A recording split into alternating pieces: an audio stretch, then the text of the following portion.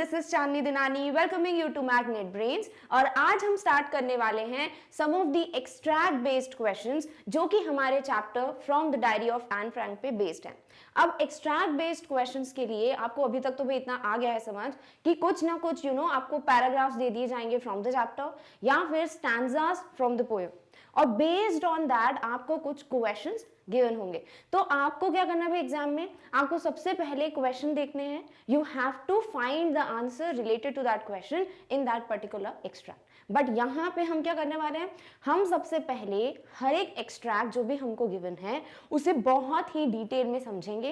We will try to make our own questions, खुद कोशिश करेंगे कि भाई कितने क्वेश्चंस पॉसिबल हैं इस पर्टिकुलर एक्सट्रैक्ट से, and then we will solve certain sample questions based on that particular extract. Clear? All right, चलिए बिगिन करते हैं with the very first extract जो कि हमारे chapter from the diary of Anne Frank पे बेस्ड है।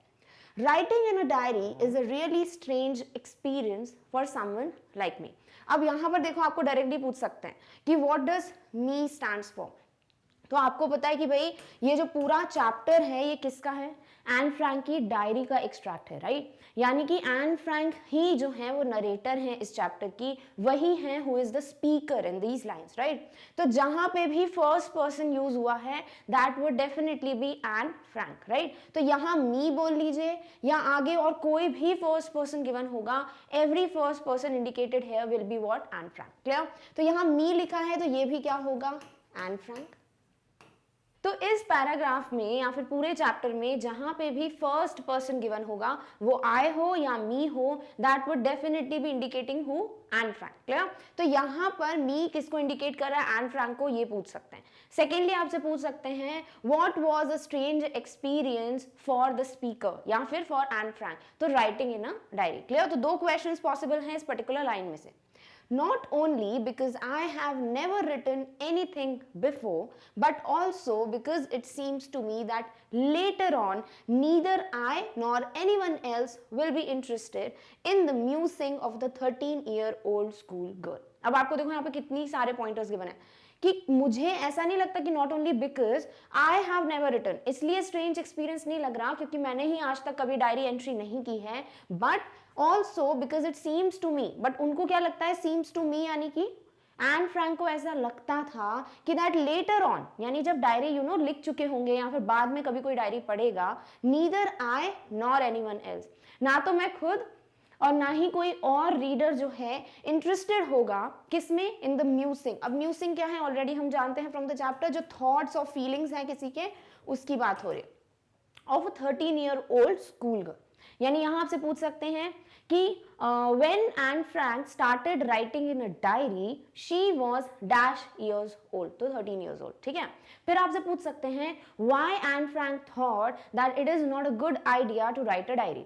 तो क्या था भाई रीजन, सबसे पहला रीजन तो neither she nor anybody else would be interested to know the musings, या फिर किसी भी इंसान या खुद एन फ्रैंक को भी लेटर ऑन बाद में ये डायरी पढ़ने में और इस डायरी में लिखे हुए 13-year-old बच्ची के थॉट्स जो हैं कोई भी इंटरेस्टेड नहीं होगा जानने में। क्लियर? तो दिस वाज द रीजन। तो आपको यहाँ पर एक क्वेश्चन देके 4 ऑप्शन अगर दे देते हैं, तो जो अगर जिस ऑप्शन में मेंशन है कि वो खुद या कोई और भी इनके थॉट्स में इंटरेस्टेड नहीं होगा, that would be the correct answer. ठीक है।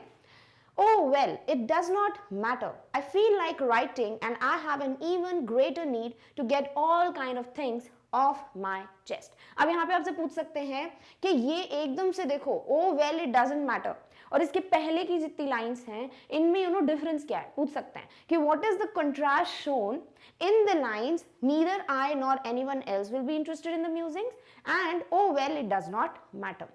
कि पहले वाली लाइंस जो है ना, इसमें ये दिख रहा है कि एन फ्रैंक ऐसा सोच रही है कि डायरी लिखना जो है एक अच्छा आइडिया नहीं है because nobody would be interested to read it. ठीक है। जो नेक्स्ट लाइन है oh well it doesn't matter, यहां समझ आता है कि एन फ्रैंक हैज डिसाइडेड कि लीव इट, कि उन्हें कोई फर्क नहीं पड़ता कि कोई वो डायरी पढ़ेगा या नहीं, बट वो तो अब डायरी लिखना स्टार्ट करने वाली है। तो कॉन्ट्रास्ट क्या है उनके थिंकिंग में, उस वक्त उनका जो थॉट प्रोसेस चल रहा था उस वक्त, उसमें कॉन्ट्रास्ट है कि पहले she thought writing a diary is not an good option, और फिर बाद में उनको लगता है इन द नेक्स्ट लाइन कि writing a diary would be a good option for her. ठीक है। तो ये एक कॉन्ट्रास्ट यहाँ पर हमें दिख रहा है। नेक्स्ट आपसे पूछ सकते हैं कि भाई ओके, यहाँ ऑफ माई चेस्ट का मतलब क्या है। इट मीन्स वॉट कि भाई जब अपना कोई बर्डन या आप अपना स्ट्रेस प्रेशर जो है अपनी दिमाग से निकालना चाहते हैं, ऐसे बोलते हैं ना कि हमारे बोझ है बहुत ज्यादा हमारे दिमाग पे, तो हम जो है उस लाइन के लिए बोलते हैं ऑफ माई चेस्ट, यानी कि she wanted to take off that burden from her chest, she wanted to tell everybody what she was thinking from so many years. 13 साल तक जो उसके दिमाग में चल रहा था वो सारी चीजें वो किसी ना किसी से शेयर करने चाहती थी एन फ्रैंक, और इसीलिए शी थॉट कि writing in a diary would be a good option, क्योंकि इस तरीके से वो अपने फीलिंग्स अपने थॉट्स जो हैं कहीं एटलीस्ट एक्सप्रेस कर पाएंगी, और वो जो इतने टाइम से पाइल अप होकर रखा हुआ है उनके दिमाग में चीजें, वो सब अब फाइनली बाहर आएंगी।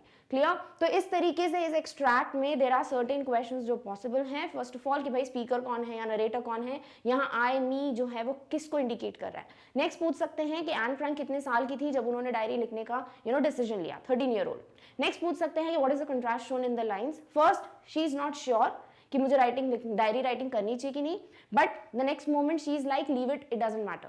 ठीक है। नेक्स्ट आपसे पूछ सकते हैं ऑफ माई चेस्ट का मीनिंग क्या है, and also the vocab question based on the word music. Other than that there is no question possible है। क्लियर? चलिए अब कुछ सैम्पल क्वेश्चंस हम डिस्कस करते हैं, but before that we have a continuation of this extract. Paper has more patience than people. Now this is most beautiful line of the chapter, और इस पे क्वेश्चन आना बहुत चांसेस हैं कि आपको एक रॉन्ग आंसर क्वेश्चन भी आ जाए कि व्हाट डू यू मीन और what did Anne Frank meant by saying paper has more patience than people. अब एन फ्रैंक जो है हमें पता है कि उनका कोई ट्रू फ्रेंड नहीं था, या फिर उनके पास लाइफ में बहुत लोग थे उनके, बट ऐसा कोई नहीं था जिनसे वो अपनी फीलिंग्स अपने थॉट्स जो है शेयर कर सकती, राइट? तो इसीलिए वो क्या चाहती थी कि भाई कोई तो हो जिससे वो अपनी सारी बातें कर पाए। तो उन्होंने किसे चूज किया? एक डायरी को, और उसके लिए वो लिखती हैं कि पेपर में ज्यादा पेशेंस होता है कंपेयर टू पीपल। क्यों? क्योंकि भाई पेपर में आप कुछ भी लिखोगे तो ऑब्वियसली पेपर आपको आंसर बैक नहीं करेगा। ऐसा तो होगा नहीं आप लिख रहे हो नोटबुक खुद बंद हो जाएगी कि नहीं भाई अब बोर हो गए, हम अब नहीं लिखने देंगे, राइट? बट अगर आप किसी पर्सन को अपने थॉट्स या फीलिंग्स बताते हो और सामने वाला इंटरेस्टेड नहीं है या सामने वाला आपको जज कर लेता है, तो वो क्या करेंगे भाई? They can make faces, they can just ignore you, they can walk off, right? वो लोग चल जा सकते हैं वहां से। They can ask you to stop कि भाई मुझे नहीं सुनना तुम्हारी बातें, और they can either criticise you. तो बहुत सारी चीजें हैं when we talk to a person जो कि हो सकती है। But if we are talking to a paper, that is if we are writing something on a paper, तो डेफिनेटली पेपर जो है वो आपको रिवर्ट बैक नहीं करेगा ये बोलते हुए कि आई एम नॉट इंटरेस्टेड या I am board of your thoughts, right? तो इसीलिए एन फ्रैंक का मानना था कि भाई पेपर में ज्यादा पेशेंस इसीलिए है क्योंकि पेपर में आप लिखते जाओ कभी भी पेपर आपको बोलेगा नहीं कि स्टॉप। क्लियर? तो ये एक लाइन बहुत ही ब्यूटीफुल है जिसे आप बहुत अच्छे से इलैबोरेट कर सकते हो in any kind of question. I thought of this saying on one of those days when I was feeling a little depressed and was sitting at home with my chin in my hands, bored and listless, wondering whether to stay in or go out. अब यहाँ पे आपसे पूछ सकते हैं भाई कि what does I refer to? Again first person है, एन फ्रैंक की बात हो रही है। नेक्स्ट पूछ सकते हैं एन फ्रैंक को कब लगा ऐसा कि भाई पेपर में ज्यादा पेशेंस होता है कंपेयर टू पीपल? तो उस दिन लगा जिस दिन she was bored at her home, अपने घर पे बैठी हुई थी और वो बहुत बोर हो रही थी क्योंकि उनको समझ नहीं आ रहा था कि मैं बाहर जाऊं घर के या घर में बैठ के कुछ एक्टिविटी करूं या बैठी रहूं। तो जब वो दिन था जिस दिन she was feeling very bored very lonely, उस दिन उन्होंने बोला था कि paper has more patience compare to people. Clear?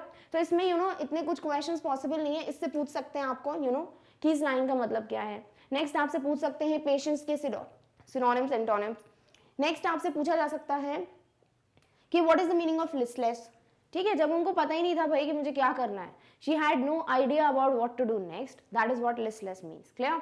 तो यही नंबर ऑफ क्वेश्चंस हैं जो पॉसिबल हैं इस पर्टिकुलर एक्सट्रैक्ट पे। Now let's finally solve some sample questions based on this extract. तो पहला क्वेश्चन है to whom does I refer in the given passage। अब पूरे चैप्टर में जहां पे भी फर्स्ट पर्सन आएगा, अगेन आई एम टेलिंग, वो कौन होंगी? वो होंगी हमारी राइटर और द स्पीकर जो कि कौन है? Anne Frank. क्लियर? तो यहाँ आई जो है वो क्या है? फर्स्ट पर्सन, तो वो कौन होंगी? Definitely Anne Frank. Otto Frank कौन थे भाई? ऑटो फ्रैंक थे फादर ऑफ एन फ्रैंक, पता होना चाहिए for the answers. Margaret Frank कौन थी? Elder sister of Anne Frank, उनकी जो बड़ी बहन थी। How much old she was? 3 years elder than Anne Frank, right? 3 साल बड़ी थी वो एन फ्रैंक से। एन फ्रैंक कौन है भाई? This is the correct answer, the one जो कि यहाँ पर डायरी लिख रही हैं, द ऑथर, द नरेटर और the speaker in this chapter, वो कौन है? Anne Frank. तो यहाँ आई फर्स्ट पर्सन कौन इंडिकेट कर रहा है? एन फ्रैंक को। और एडिथ फ्रैंक कौन है? ये है mother of Anne Frank. Clear? तो अगर ये क्वेश्चन अगर देख लेते हो तो चारों नाम भी रिवीजन हो जाएगा भाई, चारों नाम का, ठीक है, फैमिली मेंबर्स का। और अदर देन दैट आपको ये भी समझ आ गया कि फर्स्ट पर्सन इस चैप्टर में जो भी है वो डेफिनेटली एन फ्रैंक है। Clear? All right. Next question is paper has more patience than people. Why did Anne Frank say that? Paper में ज्यादा पेशेंस होता है लोगों के कंपैरिजन में, ऐसा एन फ्रैंक ने क्यों बोला? Let's see the options.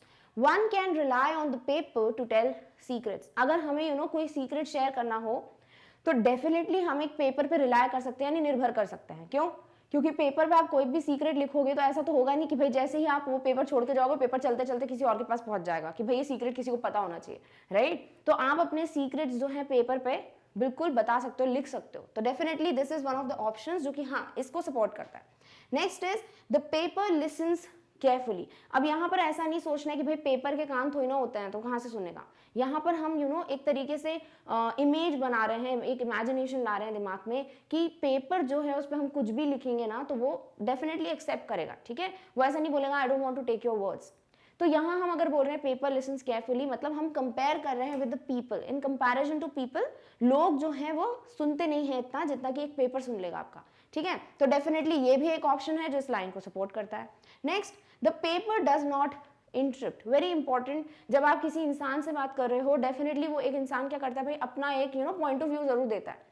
वो इंटरप्ट करता है, यानी बीच में टोकता है कि भाई ऐसा नहीं, ऐसा तुम ये गलत कर रहे हो, sort of, right? But paper पे कोई भी कुछ भी थॉट्स लिखता है, यहाँ स्पेशली यहाँ पर एन फ्रैंक जब अपने थॉट्स जॉट डाउन कर रही है ऑन अ पेपर, डेफिनेटली उनको पता है कि पेपर इंटरप्ट नहीं करेगा।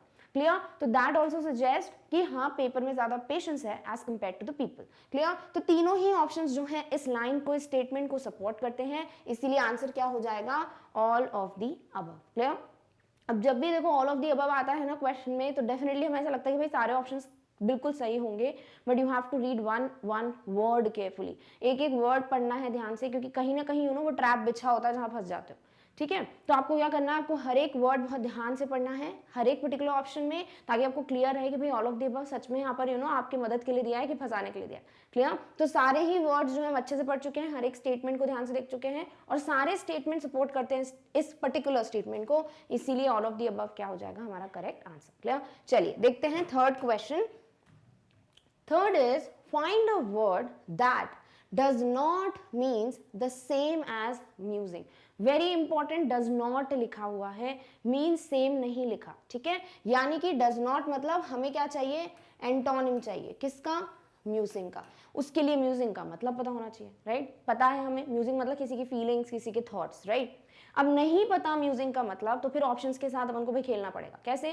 कि जो तीन ऑप्शंस एक पॉइंट को अगर इंडिकेट कर रहे होंगे तो those three options will be eliminated, और एक ऑप्शन जो बचेगा जो कि अलग ही मीनिंग में साउंड कर रहा होगा वो हमारा करेक्ट आंसर हो सकता है। बट इस तरीके की जो एक ट्रिक होती है इसके चांसेस बहुत कम काम आते हैं, क्योंकि देखो जरूरी थोड़ी ना कि आपको सारे ही वर्ड्स जो है एक ही से रिलेटेड दिए हो सकता है चारों ही वर्ड्स डिफरेंट मीनिंग्स के हों, तो वहां पर फिर आपको एक पर्टिकुलर जो मेन वर्ड है उसका मीनिंग पता होना चाहिए। इसीलिए हर एक पैराग्राफ को, हर एक स्टैंजा को जो भी आपकी बुक में गिवन है उस पे हर एक वर्ड पे क्वेश्चन देखने की कोशिश करो, क्या ये एक ऐसा वर्ड है जिसपे सिनोनिम्स एंटोनिम्स आने की पॉसिबिलिटी है। Do search for those words और फिर आपके पास बहुत सारे क्वेश्चंस हो जाएंगे, ठीक है? तो you will be prepared with the meaning of each word. At least हर एक वर्ड का मीनिंग तो पता ही होना चाहिए, ताकि आपको समझ जाए कि हाँ भाई इस मीनिंग से कोई रिलेटेड ऑप्शन है क्या, that would be the correct answer. Clear? अब म्यूजिंग क्या है भाई? म्यूजिंग का मतलब होता है थॉट्स, फीलिंग्स, तो ऐसा कुछ रिलेटेड होगा तो वो हमारा आंसर नहीं होगा क्योंकि एंटोनिम पूछे हैं, ठीक है? चलो पॉन्डरिंग। पॉन्डरिंग का मतलब क्या होता है? हम बोलते हैं कि कभी कभी किसी को बोलते हैं कि you should ponder about on it, right? यानी कि उस पर सोचो, ठीक है? यानी कि सोचना means again what the thoughts. तो पॉन्डरिंग भी कहीं ना कहीं is indicating what? It is indicating the word musing. तो यहाँ पे pondering is not the correct option, क्योंकि this is acting as a synonym not an antonym. Clear? Next is thinking. Thoughts, thoughts क्या है? थॉट्स थिंक का ही है भाई, think का थॉट है पास्ट, तो जो थिंकिंग है, थॉट्स हैं, ये सब क्या होगा? ये म्यूजिंग का सेम मीनिंग हुआ, यानी थिंकिंग भी क्या हो जाएगा? एक रॉन्ग ऑप्शन हो जाएगा। Clear? Thoughtless. Now this is very easy, अगर आपको मीनिंग पता है कि म्यूजिंग्स का मतलब थॉट्स है, और थॉटलेस क्या हुआ? थॉटलेस हुआ उल्टा, right? The opposite of thoughts, यानी कि जब कुछ सोच ही नहीं रहे। तो थॉटलेस क्या हो जाएगा, this would be the antonym और the correct answer for this question, यानी म्यूजिंग का ऑपोजिट हो जाएगा थॉटलेस। नेक्स्ट ऑप्शन है डीप थॉट, यानी गहरी सोच। अब अगेन थॉट की बात आ गई, सोचने की बात आ गई, तो डेफिनेटली ये भी म्यूजिंग से ही रिलेटेड है, तो ये क्या हो जाएगा, ये भी सिनोनिम्स हो जाएगा, not an antonym. Clear? Alright, चलिए देखते हैं next question. Next question is which word in the passage is a synonym of lethargic, यानी कि आपको सिनोनिम सेम मीनिंग की बात करनी है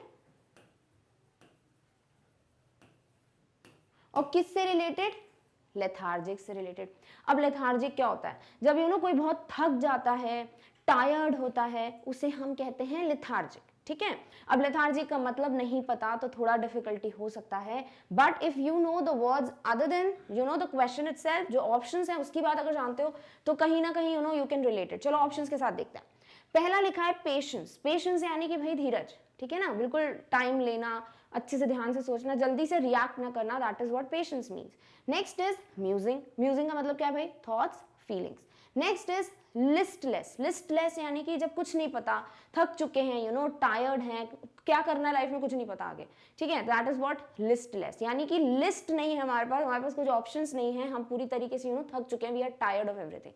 नेक्स्ट इज वंडरिंग, वंडरिंग यानी कि कुछ सोचना, ठीक है, किसी चीज में बहुत ज्यादा दिमाग लगाना कि भाई क्या है क्या नहीं है, that is what wondering means. अब यहाँ पे बोला क्या है, लेथार्जिक, लेथार्जिक मीन्स बहुत ज्यादा टायर्ड, यानी कि सिर्फ एक वर्ड है जो लेथार्जिक से रिलेट कर पा रहे हैं हम, and that word is listless. Clear? क्योंकि पेशेंस भी क्या है, धीरज, that does not means what lethargic. Musing means thoughts, lethargic के साथ कुछ भी नहीं हो रहा इसका, कोऑर्डिनेशन। नेक्स्ट इज वंडरिंग, यानी कि बहुत ज्यादा सोचना, अब लेथार्जिक मीन्स टायर्ड, ठीक है, अब वंडरिंग मीन्स उसमें चाहिए थोड़ा बहुत मेहनत चाहिए सोचने में, तो definitely that is not what is indicating as the word of lethargic, यानी कि हमारा करेक्ट आंसर क्या हो जाएगा, लिस्टलेस। क्लियर? तो अगर आपको लिस्टलेस का मतलब ही पता है तो भी आप कहीं ना कहीं कर पाओगे कि हाँ ठीक है, कुछ ना कुछ तो लिंक हो रहा है। क्लियर? तो lethargic means very tired, clueless, nothing to do, और सेम चीज हो जाती है लिस्टलेस की, तो that is the correct answer. Clear? Alright,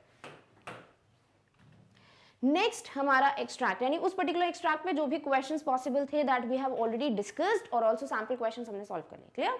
next extract जो है, let's read it. Let me put it more clearly.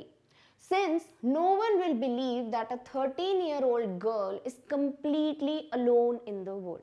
अब यहाँ पर हम जब पढ़ते हैं स्टार्टिंग का पैराग्राफ तो क्या लगता है कि एन फ्रैंक को एक ट्रू फ्रेंड की जरूरत इसीलिए थी बिकॉज मे बी उनके पास कोई था ही नहीं, she had nobody in her life, may be वो अलोन थी, but that is not the true case. क्यों? क्योंकि हमें यहाँ बता दिया है एन फ्रैंक ने कि भाई मुझे जो है बहुत क्लियरली आपके सामने ये थॉट्स रख देने चाहिए या फिर एक डिस्क्रिप्शन रख देना चाहिए कि मैं अकेली नहीं थी अपनी लाइफ में, ठीक है।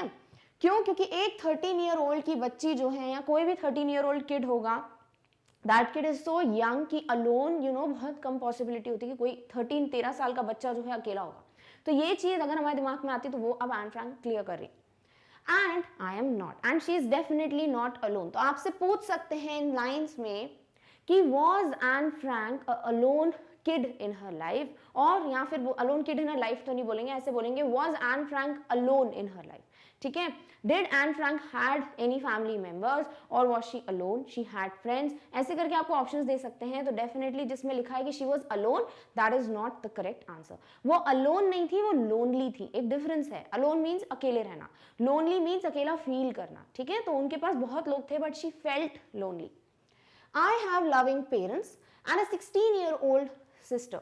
भाई हमें ये चीज पता होनी चाहिए, एन फ्रैंक की जो सिस्टर है Margot Frank, she was 3 years elder than her, यानी कि 3 साल बड़ी थी वो उनसे, ठीक है। तो इसीलिए यहाँ 16 year old भी मेंशन कर दिया है। तो उनके पेरेंट्स थे मम्मा पापा और उनकी एक बड़ी एल्डर सिस्टर थी।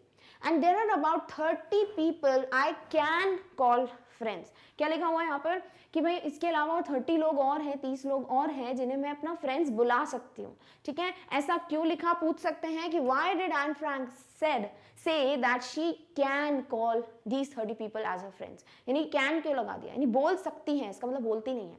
ऐसा क्यों? क्योंकि हमें पता है Anne Frank she thought always कि मुझे किसी के साथ अपने थॉट्स अपनी फीलिंग्स शेयर करनी चाहिए, बट समवेयर वो शाय थी, मे बी वो इंट्रोवर्ट थी, ज्यादा घुल मिल नहीं पाती थी, ज्यादा जेलन नहीं कर पाती थी किसी के साथ। तो मे बी इस वजह से she never tried to express her views in front of anybody.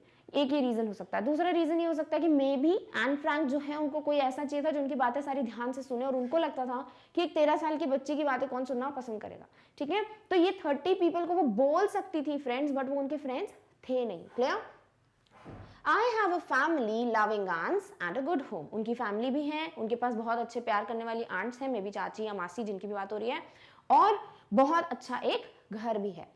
No, on the surface I seem to have everything except my one true friend. क्या लिखा है कि भाई बाहरी तौर से ऑन द सरफेस तो ऐसा ही दिखता है कि मैं जो हूँ बहुत बहुत सारे लोग हैं मेरी लाइफ में, मेरे पास सब कुछ है, बट मेरे पास एक ट्रू फ्रेंड की कमी है। यानी कि मेरी लाइफ में सब है जिन जो होना चाहिए, एक फैमिली, एक good home, people around you, right, एक सिबलिंग, ब्रदर सिस्टर, सब है मेरे पास, बट समवेयर एक ट्रू फ्रेंड जो है मिसिंग है मेरी लाइफ से, यानी एन फ्रैंक की लाइफ से। क्लियर? तो यहाँ पे क्या क्या क्वेश्चंस पॉसिबल हैं कि भाई when Anne Frank was 13 year old what was the age of her sister, ठीक है, और या फिर how much what was the age difference between Anne Frank and her sister. Next आपसे पूछ सकते हैं कि how many other people lived with Anne Frank, ठीक है। तो आपको पता चल जाना चाहिए यहाँ पे कि आपको फैमिली को भी काउंट करना है, पेरेंट्स, आपकी इनकी सिस्टर, ठीक है, 3 वो और 30 यानी 33, around 33 people. पूछ सकते हैं other than the parents and her sister how many people were living with Anne Frank? 30 people. Clear? Why did she say that she can call them friends? Because she may consider them as friends, but they were not true friends to Anne Frank. Next पूछ सकते हैं कि did Anne Frank have everything in her life? ठीक है, तो लिख सकते हैं कि on the surface it seemed कि she had everything, but she did not have any true friend. Clear? बहुत सारे questions possible हैं इस given paragraph पर. All I think about when I'm with friends is having a good time. अब उनको ऐसा क्यों लगता था कि that she can call these 30 people friends, but वो friends थे नहीं। ऐसा क्यों? क्योंकि भाई अगर आप किसी को बोलते हो कि आपका बहुत अच्छा फ्रेंड है, इसका मतलब अगर आप उनके साथ हो कभी भी अपने फ्रेंड के साथ, तो आपका जो टाइम स्पेंड होता है ना बहुत अच्छा होता है, it is a good time. ऐसा नहीं you regret spending time with that person. तो यहाँ पर क्या लिख रहे हैं कि एन फ्रैंक के पास बहुत लोग थे लाइफ में, वो 30 लोग थे, बट कहीं ना कहीं she could not feel that bond कि हाँ भाई बहुत अच्छा टाइम स्पेंड हो रहा है, मैं अपने सीक्रेट्स, अपनी फीलिंग्स सब शेयर कर सकती हूँ। तो ये जो पर्टिकुलर चीज़ थी वो लैक कर रही थी यहाँ पर, वो नहीं थी, इसीलिए वो 30 पीपल को वो अपना फ्रेंड कंसिडर नहीं करती थी। Clear? I can't bring myself to talk about anything but ordinary everyday things. Again the next reason कि एन फ्रैंक बोलती हैं कि भाई मैं उनसे कुछ भी बातचीत नहीं कर सकती थी, सिर्फ जो रोज की डेली रूटीन की ऑर्डिनरी एवरीडे थिंग होती हैं उन पे मैं डिस्कशन कर सकती हूँ इन लोगों के साथ कि भाई खाना क्या खाया, आप कैसे हो, काम हो गया कि नहीं हो गया, आप क्या कर रहे हो, ये जो रोज की चीज़ें होती है जो आप नॉर्मली हर किसी से बात करते हो, वो सारी बातें एन फ्रैंक भी इन 30 पीपल से कर सकती थी, but she could not tell them कि भाई मेरे दिमाग में ये चल रहा है, मेरे दिमाग में ये सीक्रेट है या ये थॉट प्रोसेस चल रहा है। तो वो सारी चीज़ें she can not share with these people, इसीलिए उनको लगता था कि ये 30 पीपल को she can call friends, but definitely they are not friends of Anne Frank. We don't seem to be able to get any closer, and that's the problem. और वहीं वो एक जो डिस्टेंस था, जो गैप था, वो मेंटेन था कहीं ना कहीं। ये जो 30 पीपल हैं उनमें से एक के साथ भी एन फ्रैंक का दैट क्लोज रिलेशन नहीं था कि वो हर चीज़ शेयर कर पाए, एक ट्रू फ्रेंड मिसिंग था। Maybe it's my fault that we don't confide in each other. In any case, that's just how things are, and unfortunately they are not liable to change. क्या लिखा है फिर यहाँ पर एन फ्रैंक ने? हो सकता है कि भाई गलती मेरी हो, यानी एन फ्रैंक खुद को ऐसा सोचती है कि मे बी मेरे में वो चीज़ है कि मैं ज़्यादातर किसी से जेलन नहीं कर पाती हूँ, या आई डोंट कन्फाइड इन यानी कि अपने सीक्रेट्स बता देना किसी को। तो वो हो सकता है कि मेरे अंदर ही वो लैकिंग है कि हाँ I can not form that bond with this people. तो एन फ्रैंक को लगता था कि मे बी या तो वो लोग हैं ही नहीं ट्रू फ्रेंड्स, या फिर मेरे में की कुछ गलती है कि मैं ही एक स्टेप फॉरवर्ड नहीं ले रही हूँ, मैं ही खुद आगे जाके उनके साथ बातचीत नहीं कर रही हूँ।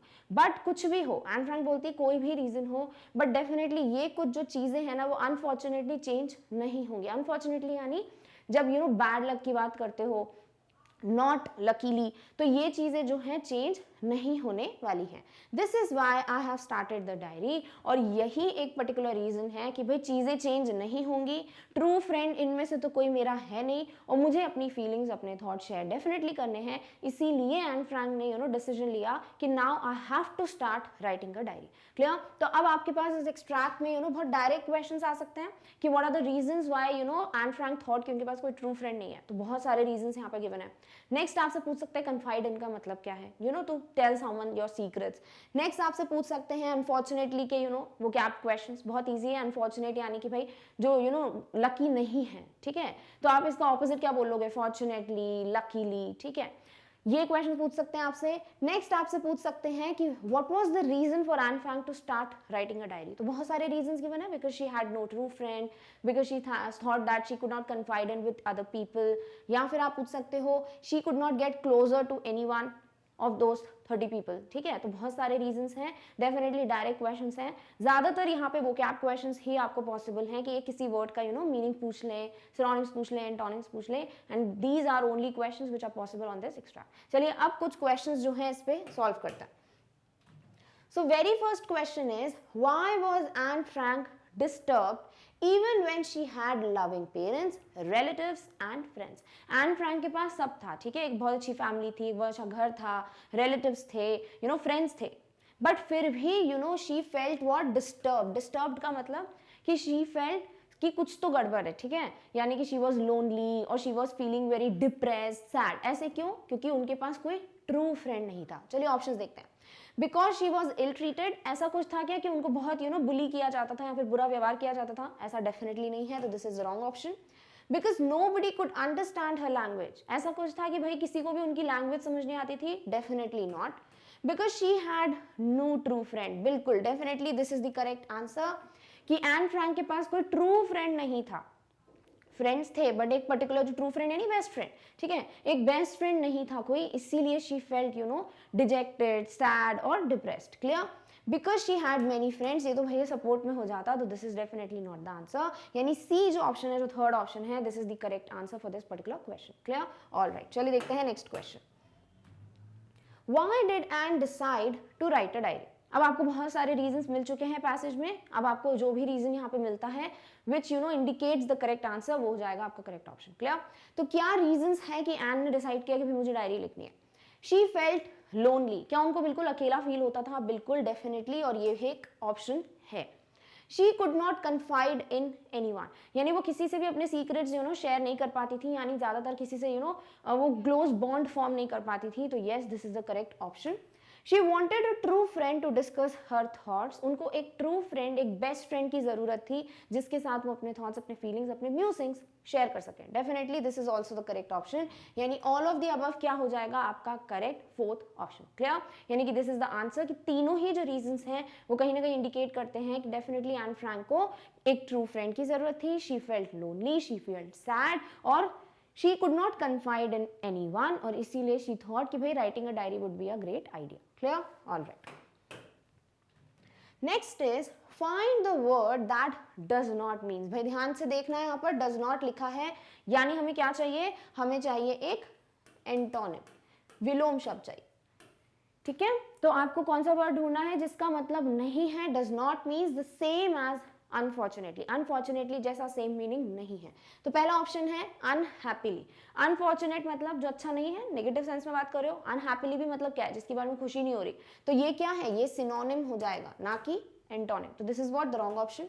सैडली, अगेन अनहैप्पीली, सैडली, अगर आपको नहीं भी पता कि अनहैप्पीली सही ऑप्शन होगा कि नहीं होगा, तो ये तो देखो डेफिनेट क्लियर है सबको कि सैडली और अनहैप्पीली सेम है, राइट? तो अगर सैडली होगा तो अनहैप्पीली भी होगा, इसीलिए दोनों ऑप्शंस क्या हो जाएंगे? Cancel out. क्लियर? लकीली यानी कि विथ लक, सब कुछ सही, पॉजिटिव, और अनफॉर्चुनेटली क्या होता है? नेगेटिव, तो ये डेफिनेटली क्या हो जाएगा? ये हो जाएगा antonym. Next is regrettably. Regrettably यानी जिसका बहुत पछतावा हो, ठीक है, अनफॉर्चुनेट कोई चीज होगी तो ऑब्वियसली उसका पछतावा भी हो सकता है, दिस इज ऑल्सो नेगेटिव, तो ये भी क्या हो जाएगा? ये भी एंटोनिम का ऑप्शन नहीं होगा। तो करेक्ट ऑप्शन क्या हो जाएगा? ऑप्शन नंबर सी, यानी लकीली इज व्हाट? एंटोनिम, और does not mean same as unfortunately. Clear? Alright. Next is to confide in somebody is to. Confide in का मतलब क्या होता है, यानी कि अपने सीक्रेट जो है किसी को बताना, अपनी फीलिंग्स शेयर करना, that is confide in. So to hear someone's secrets, किसी और के सीक्रेट सुनना इज कन्फाइड इन? नहीं, this is not the answer. Tell somebody your secrets, अपने सीक्रेट्स किसी को बताना, yes. Ask somebody about their personal information, किसी से उनकी खुद की पर्सनल इंफॉर्मेशन पूछना इज नॉट कन्फाइड इन. तो ये भी क्या हो जाएगा, रॉन्ग ऑप्शन, और नन ऑफ द अबव तो है ही नहीं. We have the second option, tell somebody your secrets, यानी अपने सीक्रेट्स किसी से शेयर करना, this is what confide in means. Clear? All right. Next extract है, to enhance the image of this long awaited friend in my imagination, I don't want to jot down the facts in this diary the way most people would do. क्या पूछा यहाँ पे कि भाई to enhance यानी कि बढ़ा करना, elaborate, ठीक है. The image of this long awaited, यानी कि लॉन्ग अवेटेड, यानी लॉन्ग मतलब बहुत टाइम से, अवेटेड जिसका बहुत टाइम से वेट हो रहा था, ठीक है. तो लॉन्ग अवेटेड फ्रेंड कौन है, जो एन फ्रैंक की डायरी है, वो उनके लिए क्या है, एक बहुत टाइम से जिनके लिए वो वेट कर रही थी एक ट्रू फ्रेंड के लिए, वो ट्रू फ्रेंड कौन होगा, ये डायरी. क्लियर? तो यहाँ पर बोल रहे हैं कि to enhance the image of this long awaited friend in my imagination, अपने इमेजिनेशन में मुझे एक इमेज क्रिएट कर ली थी मैंने कि अपनी फ्रेंड की. I don't want to jot down, अब मैं जो हूँ वैसा नहीं करूंगी कि मैं फटाफट अब लिखती जाऊंगी जो भी दिमाग में आ रहा है, क्योंकि she was in a search of a true friend, ताकि वो अपने पॉइंट्स, अपने थॉट्स शेयर कर सके. तो कहीं ना कहीं उनको वो अपना फ्रेंड मिल चुका है, ठीक है, उनकी डायरी. और अगर अब इतनी जल्दीबाजी में वो सीधे क्या करें, लिखती जाए जो भी उनके दिमाग में जा रहा है, तो वो कौन करते हैं, वो हर कोई करता है. अगर आप भी एक डायरी एंट्री स्टार्ट करते हो लिखना, तो आप भी क्या करोगे, डायरेक्ट स्टार्ट कर दोगे, अपना नाम वाम लिखोगे और सीधे डियर डायरी, और जो दिमाग में आएगा सीधे लिखना चालू करोगे. यही चीज हर कोई करता है, बट एन फ्रैंक जो है वो ऐसी नहीं थी कि जो हर कोई करता है वो वही चीज करे. उन्होंने क्या सोचा, I want the diary to be my friend and I'm going to call this friend Kitty. ये ऐसा नहीं है कि मेरे लिए सिर्फ एक डायरी है जिसमें नॉर्मली जो डायरी एंट्री की जाती है मैं भी वैसी डायरी एंट्री करूं, बट मैं एक फ्रेंड की तरह इसको ट्रीट करने वाली हूँ. ये डायरी जो है मेरी एक दोस्त है, तो मुझे पता है मुझे किस तरीके से बिगिन करना है अपने थॉट्स, मुझे क्या क्या बताना है, क्या क्या नहीं बताना है. क्लियर? तो ये नॉर्मल डायरी नहीं थी उनके लिए, इसीलिए उन्होंने जैसे नॉर्मली हर कोई लिखना स्टार्ट कर देता है, वैसा उन्होंने नहीं किया, और उन्होंने अपनी डायरी का नाम क्या रखा, kitty. Since no one would understand a word of my stories to Kitty, if I were to plunge right in, I would better provide a brief sketch of my life, much as I dislike doing so. क्या लिखा उन्होंने कि भाई अब अगर मैं directly अपने thoughts जो अभी दिमाग में चल रहा है वो सब लिखना स्टार्ट कर दूं अगर किटी में, यानी डायरी में, तो लोगों को समझ ही नहीं आने वाला कि किसकी बात हो रही है. तो मुझे उससे पहले कि मैं डायरेक्टली अपने थॉट्स, अपने फीलिंग्स बताऊं, उससे पहले मुझे एक ब्रीफ स्केच, यानी कि मुझे अपनी लाइफ के बारे में, अपनी फैमिली के बारे में थोड़ा बहुत डिस्कस करते हुए यहाँ पे बता देना चाहिए. और ये वो चीज़ थी जो उनको बिल्कुल नहीं पसंद था. This was the thing she disliked to do, यानी कि वो अपनी फैमिली, अपनी लाइफ, इस सब के बारे में डिस्कस करना, एक ब्रीफ स्केच देना पसंद नहीं करती थी, क्योंकि there was nothing good happening, right. वो ऑलरेडी बहुत लोनली फील करती थी, सैड फील करती थी, तो उसी चीज़ को बार बार बताना उनको मजा नहीं आता था. अब यहाँ क्या क्या क्वेश्चंस पॉसिबल हैं. इनहैंस का मीनिंग आपको पता होना चाहिए, ठीक है, एलैबोरेट करना, तो इस पे आपको एंटोनिम्स सिनोनिम्स आ सकते हैं. नेक्स्ट पूछा जा सकता है कि लॉन्ग अवेटेड क्यों बोला है, यानी कि बहुत टाइम से इंतजार था जिस फ्रेंड का, right. She was in a search of a friend from a very long time, और वो फ्रेंड फाइनली कौन है, उनकी डायरी, जिसका नाम क्या रखा है, किटी. तो वो क्या हो गई, एक लॉन्ग अवेटेड फ्रेंड. किसके लिए, एन फ्रैंक के लिए. I don't want to jot down. अब पूछ सकते हैं जॉट डाउन का मतलब क्या होता है. जब हम बिल्कुल लिखने को हमें कुछ मिलता है हम फटाफट लिखते हैं, एक हरी में, बहुत जल्दीबाजी में अगर हम अपने थॉट्स या कुछ भी लिख रहे हैं, that means what, jot down. सिर्फ लिखते जाना, बिना सोचे समझे बस लिखते जाना, दैट इज जॉट डाउन. फिर आपसे पूछ सकते हैं यहाँ पर कि उन्होंने अपनी डायरी का नाम क्या रखा, kitty. Very direct question. Next आपसे पूछ सकते हैं कि प्लंज का मतलब क्या है. प्लंज राइट इन यानी कि मतलब बिल्कुल डायरेक्टली जंप कर जाना, डाइव कर जाना, यानी सीधे सीधे बस लिखने लग जाना, बिना फोकस, बिना सोचे समझे, that is plunge. I would better provide a brief sketch of my life, much as I dislike doing so. What was the thing Anne Frank disliked doing? To share her brief sketch of her family, to share the feelings or the thoughts about her family. वो जो description था, वो जो discussion था regarding हर life, वो चीज़ जो है उनको बिल्कुल नहीं पसंद थी करना. बट उन्होंने क्यों चूज किया, ऐसा भी पूछ सकते हैं कि although Anne Frank disliked discussing about her life, then too she chose to do it. Why? क्योंकि उनको पता था कि if I will directly write down you know the stories about me in the diary, कोई भी समझेगा नहीं कि किसके बारे में बातचीत हो रही है। तो जस्ट बिकॉज हर कोई एक इमेज क्रिएट कर पाए कि किसके बारे में वो पढ़ रहे हैं, इसीलिए उन्होंने अपनी फैमिली का ब्रीफ स्केच देना ज्यादा जरूरी समझा। Clear? All right. First question is who was the long awaited friend of Anne? कौन था भाई? उनकी डायरी किटी। अब अगर आपको नाम याद नहीं है, देखो अभी तो डायरेक्टली चैप्टर पता है, अभी अभी पढ़ा है, फ्रेश है दिमाग में, तो हो सकता है आपको डायरेक्ट जल्दी आंसर्स पता चल जाए। But if you will come to the end of the chapters, जब आप सारे चैप्टर्स पढ़ लोगे, सेकंड बुक भी पढ़ लोगे, तो फिर हो सकता है थोड़ा बहुत कंफ्यूजन हो। तो इसलिए दिमाग में हमेशा रखना है हर किसी के नाम जो भी चैप्टर्स में गिवन है, एंड फ्रैंक उनके फादर, मदर, सिस्टर और उनकी डायरी का नाम। क्लियर? तो यहाँ अगर कोई पूछता है कि लॉन्ग अवेटेड फ्रेंड कौन थी एन की, तो देखो इस पूरे चैप्टर में जब आगे का भी अपन पैराग्राफ पढ़ेंगे तो उनके फ्रेंड के बारे में भी बताया गया जो उनके स्कूल में हेल्प करता है टू राइट दैट ऐसे in verse form in poetic form. तो वो भी आपको नाम दे सकते हैं, तो वहां पर कंफ्यूज नहीं होना है। क्लियर? तो किसकी बात हो रही है यहाँ पर? लॉन्ग अवेटेड फ्रेंड कौन है एन के? उनकी डायरी। क्या नाम है उसका? किटी। नाउ जीएन कौन है भाई? जीएन एक वन ऑफ द क्लासमेट्स है जिसकी बात होगी आगे इन द डायरी। मार्गॉट कौन है? ये सिस्टर है एंड फ्रैंकी, डेफिनेटली लॉन्ग अवेटेड फ्रेंड नहीं है। किटी कौन है भाई? किटी है उनकी डायरी का नाम, और यही क्या है? उनकी लॉन्ग अवेटेड फ्रेंड। और स्क्विरल क्या है भाई? स्क्विरल जस्ट बिकॉज किटी है तो उसके साथ दे दिया लिंक करते हुए, squirrel is nothing in this chapter. Clear? तो यहाँ पर उनकी लॉन्ग अवेटेड फ्रेंड कौन है? उनकी डायरी जिसका नाम है kitty. Clear? All right. Next is what did she provide in her diary? उन्होंने क्या बताया अपनी डायरी में? उन्होंने अपने बारे में तो बताया ही है भाई कि वो जो भी सोच रही है वो फीलिंग्स, बट उसके अलावा उन्होंने अपना ब्रीफ स्केच देना भी जरूरी समझा अपने बारे में, अपनी फैमिली के बारे में। क्लियर? चलिए ऑप्शंस देखते हैं। Brief sketch of our family, क्या उन्होंने अपनी फैमिली के बारे में बातचीत करी है? बिल्कुल, यही उन्होंने बोला है कि I would start by giving a brief discussion about my family rather just plunging in or diving in the thoughts. Clear? तो यहाँ पर उन्होंने अपनी फैमिली के बारे में ब्रीफ स्केच दिया है। Brief sketch of herself, definitely भाई फैमिली का बता रहे हैं, वो अपने बारे में भी बताएंगी, आगे चैप्टर में पढ़ चुके हैं, तो वो खुद के बारे में और अपनी फैमिली के बारे में, दोनों के बारे में एक डिटेल में बताती हैं अपनी डायरी में। तो ये भी क्या हो जाएगा? Correct option. Brief sketch of her diary, भाई डायरी का कोई ब्रीफ स्केच नहीं है, वो तो अभी फ्रेंड है बनी है उनकी, जो उनकी डायरी किटी है, तो उसके बारे में तो कोई बातचीत है ही नहीं, तो ये डेफिनेटली हमारा ऑप्शन नहीं है। बोथ 1 and 2 यस, दोनों ऑप्शंस करेक्ट है, इसलिए फोर्थ ऑप्शन क्या हो जाएगा आपका करेक्ट आंसर, यानी अपने बारे में और अपनी फैमिली के बारे में एक ब्रीफ स्केच प्रोवाइड किया एन फ्रैंक ने अपनी डायरी में। Clear? All right. Next is find a word that means same as plunge. Same बोला है यानी फिर सिनोनिम चाहिए, यानी प्लंज का मतलब नहीं पता होगा तो दिक्कत हो जाएगी, राइट? प्लंज का मतलब डायरेक्टली जंप करना, डाइव करना किसी भी टॉपिक पे या किसी भी चीज में, मैटर में। क्लियर? That is plunge. अब यहाँ पर जो भी वर्ड प्लंज से रिलेटेड होगा that would be the correct answer. Go up, अब गो अप क्या है भाई? ऊपर जाना। अब इसमें तो कोई मतलब नहीं है, हमने क्या बोला है यहाँ पर? डाइव इन, तो सॉर्ट ऑफ लिंक हो रहा है कि ऑपोजिट है, ठीक है, बट है नहीं, डायरेक्ट एंटोनिम नहीं बोल सकते, बट कहीं ना कहीं गो अप मीन्स व्हाट? ऊपर जाना, ठीक है, यानी कि हम जो है असेंड कर रहे हैं, बट यहाँ पर हम प्लंज की बात करें यानी बिल्कुल सीधे कूदना किसी में, तो this is not the correct option. Leave यानी छोड़ के चला जाना। प्लंज मतलब क्या है कि हम जा रहे हैं किसी मैटर में, एंटर हो रहे हैं, तो लीव भी क्या हो जाएगा? ये सिनोनिम नहीं होगा।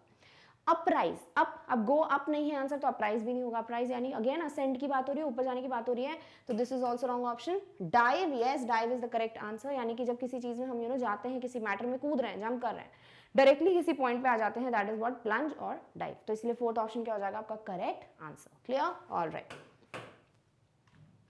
Next is to write down the idea as and when it occurs in mind is called.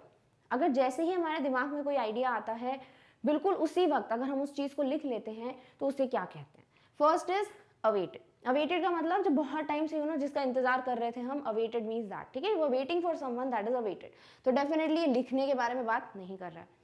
Jotting down, पता है हमको, जॉटिंग डाउन मतलब किसी चीज को फटाफट उसी वक्त लिख लेना, तो ये बिल्कुल सेम मीनिंग है इसका कि जैसी दिमाग में चीज आई उसी वक्त उसको वैसे ही लिख देना, एज इट इज लिख देना, दैट इज जॉटिंग डाउन। तो this is the correct option. Enhance यानी कि थोड़ा बढ़ाना, थोड़ा डिटेल में देना, तो this is not the correct answer. Brief यानी ब्रीफ पता है भाई हमको यहाँ पर कि हम एक बता दे रहे हैं कि हाँ ये डिस्क्रिप्शन है फैमिली का या एन फ्रैंक का, तो this is also not the correct answer. यानी जॉटिंग डाउन जो है this is the correct word, जिसका मतलब होता है एज इट इज जो भी थॉट्स आए हैं उसी वक्त पेपर पे या किसी पे भी लिख देना, this is jotting down. Clear? All right. Next extract है my father the most adorable father I have ever seen did not marry my mother until he was 36 and she was 25. क्या लिखा है यहाँ पर कि भाई जो मेरे पापा हैं, यानी एन फ्रैंक अपने पापा के बारे में बताती हैं, मेरे पापा सबसे अच्छे, सबसे अडोरेबल, सबसे लवेबल पापा थे। मतलब जितना भी मैंने अभी तक लाइफ में लोगों के फादर्स देखे हैं, he is the most adorable father, जैसे कि हर एक चाइल्ड के लिए होता है। ठीक है, तो पूछ सकते हैं अडोरेबल का मतलब क्या है भाई, लवेबल, सिनोनिम्स सिनोनिम्स पूछ सकते हैं। नेक्स्ट पूछ सकते हैं आपसे कि at what age did Anne Frank father marry her mother. ठीक है, यहाँ पर पूछ सकते हैं एन फ्रैंक के पापा ने एन फ्रैंक की मम्मा से किस एज में शादी की थी, तो यहाँ पे दिया हुआ है एन फ्रैंक के पापा वाज ऑफ 36 और मम्मा कितनी थी, 25 की। My sister Margot was born in Frankfurt in Germany in 1926, और उनकी जो सिस्टर है एन फ्रैंक की वो कौन थी, मार्गॉट फ्रैंक। कहाँ पे उनका जन्म हुआ था, where she was born in Frankfurt in Germany, Frankfurt नाम की प्लेस पे जो कहाँ पर है, जर्मनी में। कौन से ईयर में, 1926। अगर इतना भी याद कर लेते हो तो बाकी के जो 3 साल बाद यानी 1929 तब कौन होगा, एन फ्रैंक का बर्थ होगा। या फिर आप सीधे एन फ्रैंक की बर्थ भी याद कर लेते हो 1929, तो 3 साल पहले 1926 उनकी सिस्टर का बर्थ हुआ। बस इतना ध्यान रखना है, 3 साल का गैप है। I was born on 12th June 1929, और एन फ्रैंक खुद कब पैदा हुई थी, 12 जून 1929। यानी यहाँ पे बहुत से क्वेश्चंस पॉसिबल हैं। देखो, पूछ सकते हैं अडोरेबल से related vocab based questions. Next पूछ सकते हैं what was the age of Anne Frank's father when he got married, 36। What was the age of Anne Frank's mother when she got married, 25। Next पूछ सकते हैं who was Margot, Margot was elder sister of Anne Frank.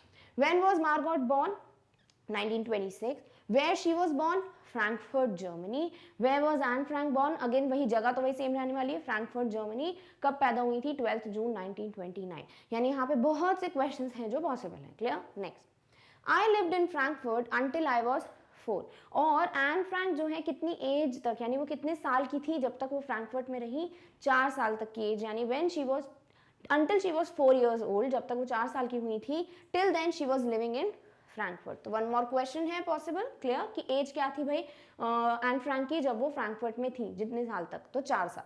My father एमिग्रेटेड to Holland इन 1933। अब एमिग्रेट का मतलब क्या होता है, for example अगर हम बोलते हैं ये एक ए कंट्री है और ये दूसरी बी कंट्री है, ठीक है। अब बी कंट्री के कुछ लोग जो हैं ए में शिफ्ट हो रहे हैं, ठीक है, तो हम क्या बोलेंगे कि ए से जो लोग हैं वो एमिग्रेट हुए हैं,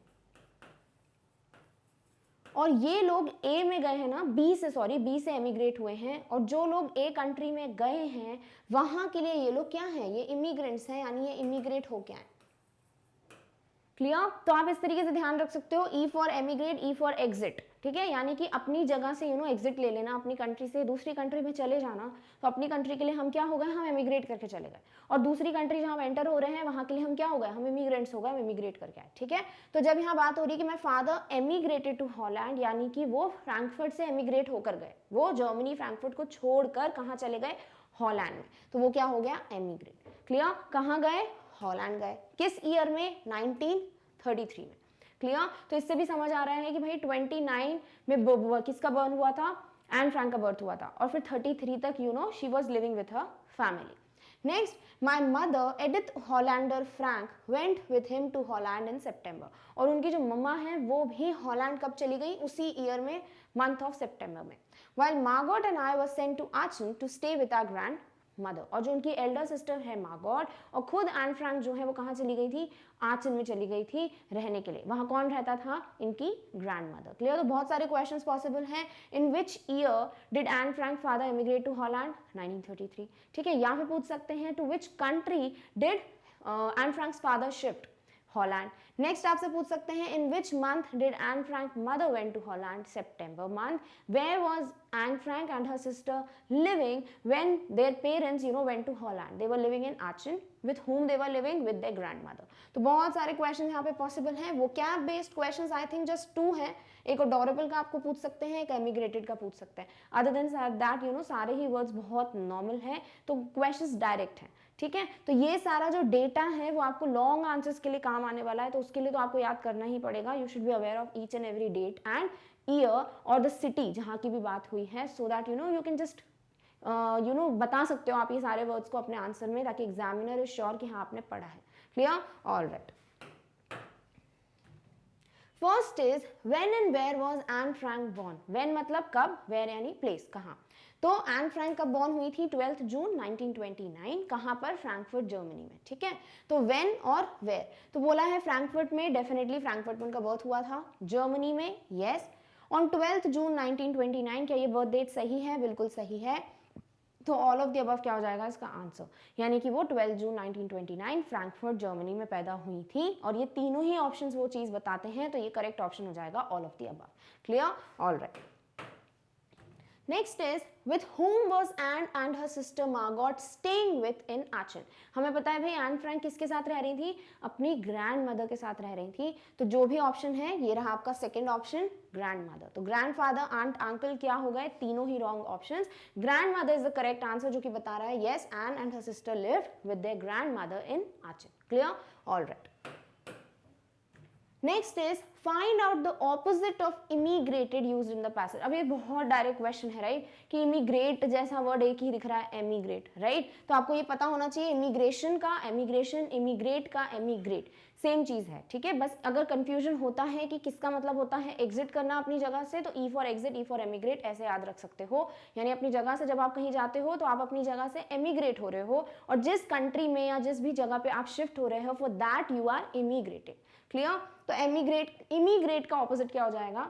एमिग्रेटेड। तो this is the correct option. Clear? Adorable का मतलब तो भाई लवेबल। हॉलैंड क्या है? जगह का नाम। आचन भी क्या है? एक जगह का नाम। तो यहाँ पर ऑप्शन क्या हो जाएगा? C, which is emigrated, the opposite of word immigrated. Clear?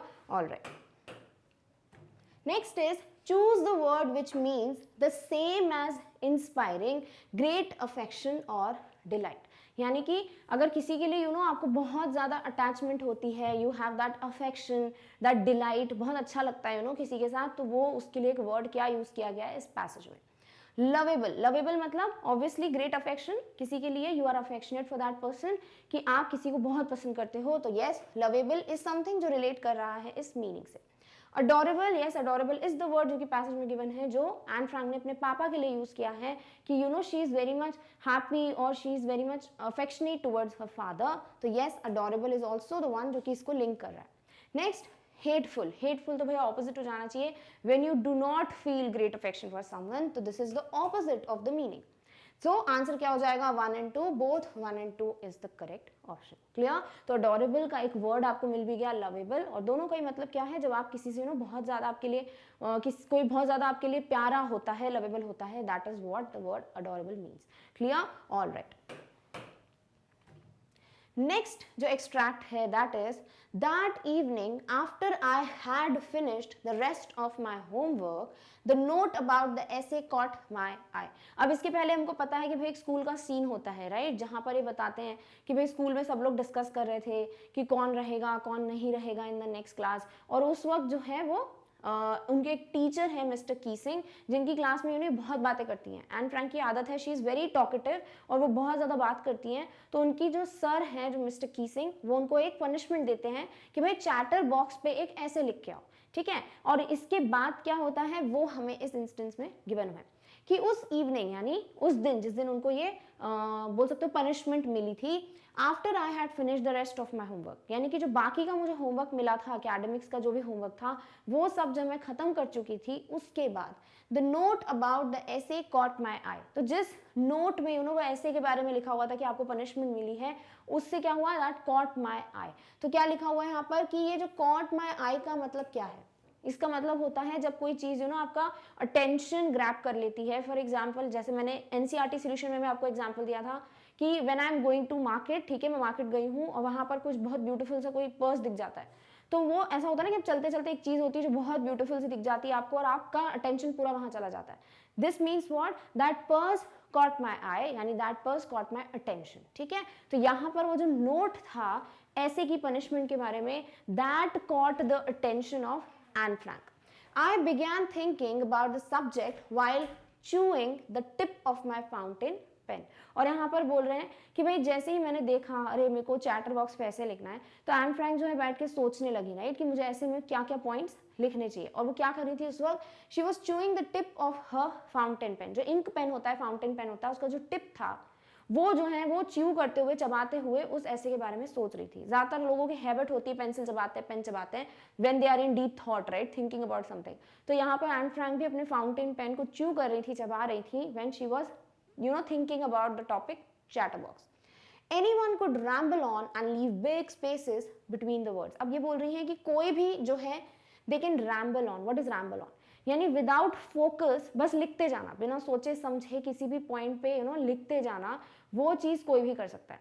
जैसे एग्जामिनेशन में होता है, when you are not aware of a particular topic, आपको एक ऐसे टॉपिक मिल जाता है, ठीक है, या आपको अपने पॉइंट ऑफ व्यूज लिखने किसी टॉपिक पे, और वो टॉपिक आपको क्लियर नहीं है, तो क्या करते हो जनरली, कुछ भी लिखते हो, राइट, मतलब जो भी मन में आता है उसको लिखते जाते बिना सोचे समझे कि भाई लिंक हो रहा है कि नहीं हो रहा, कोई मीनिंग सही बैठ रहा है कि नहीं बैठ रहा टॉपिक के हिसाब से। That is what ramble on means. तो यहाँ पर क्या बोल रहे हैं कि ये एन फ्रैंक का मानना था कि किसी और को भी ये टॉपिक दिया जाता तो कोई भी रैम्बल ऑन यानी कुछ भी लिख सकता था, and leave big spaces between the words, और बढ़ा दिखाने के लिए अपने आंसर को वर्ड्स के बीच में बहुत ज्यादा जगह भी छोड़ सकता था, ताकि जो रीडर है उसको लगे रिवाइज में कितना बड़ा आंसर लिखा है, right. But the trick was to come up with convincing arguments to prove the necessity of talking.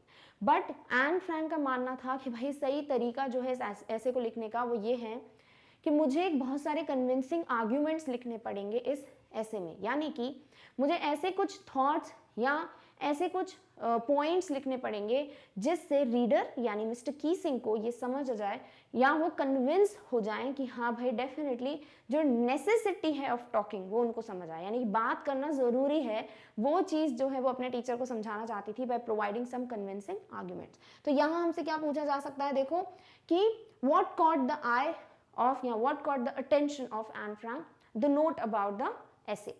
Next पूछ सकते हैं कि what she was doing when she was thinking about the essay. She was chewing the tip of the fountain pen. फिर पूछ सकते हैं what does ramble on means?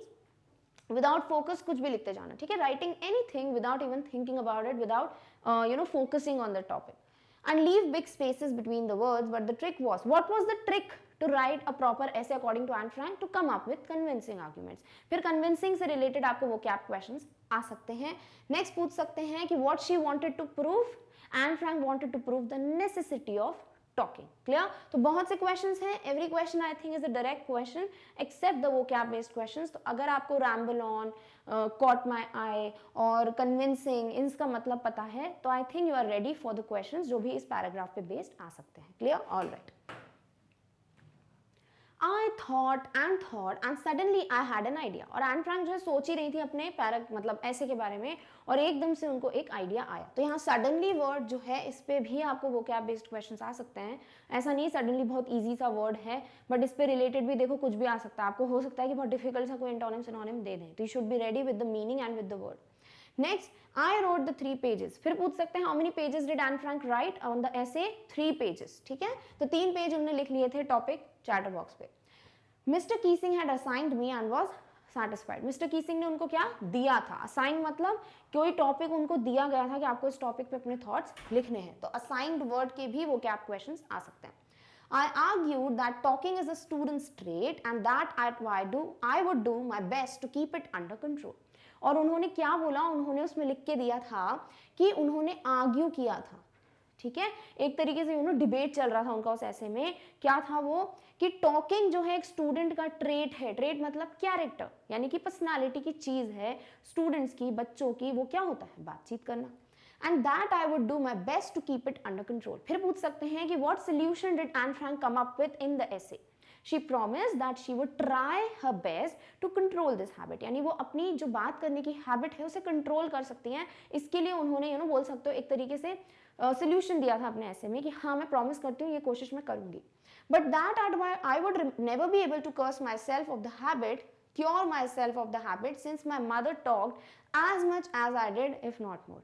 But पूरी तरीके से क्योर मतलब ठीक कर देना। तो आपको यहाँ क्योर वर्ड के भी वोकैब बेस्ड क्वेश्चंस आ सकते हैं कि भाई उन्होंने क्या बोला कि मैं कोशिश कर सकती हूँ टू कंट्रोल, बट पूरी तरीके से इस हैबिट को हटा ही देना, अपनी लाइफ से बात करना बंद कर देना, ये चीज़ मैं नहीं कर सकती, क्योंकि ये जो कैरेक्टर है वो मेरी मम्मा से मुझे पास ऑन हुआ है। मेरी मम्मा भी उतनी बात करती है जितनी मैं करती हूँ।